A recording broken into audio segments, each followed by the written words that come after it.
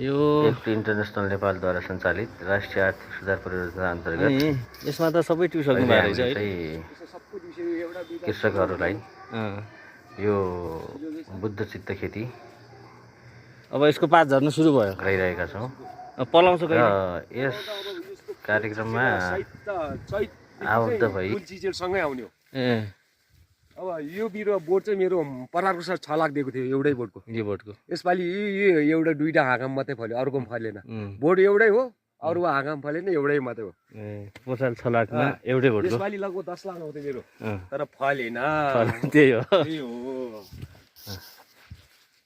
मेरो यो सबैमा छ, यो बिलमा।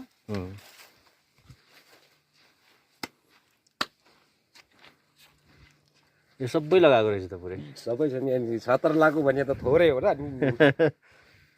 छानेर अझै अहिले भरि गएर ठुलो माला चोटाबारी छ, त्यो हेरौँला अहिले। 76 लाख टोटल भन्नु हजुर, 76 लाख हो। योपालि चाहिँ 17 लाखको बेच्नु भएको रहेछ योपालि। मेरो चाहिँ यो भर्खर यो नयाँ भनौँ, यो 14 वर्ष धेरै भएको, 14 वर्षको देखि छ।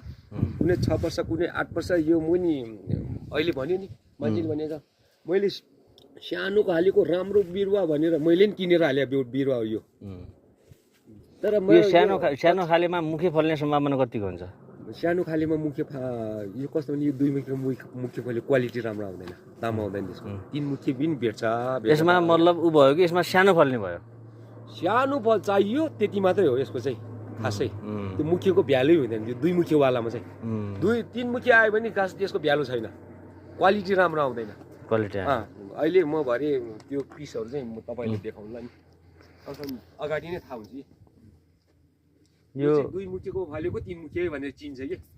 सबभन्दा राम्रो चाहिँ 5 मुखे 6 मुखे सबसे राम्रो भन्दा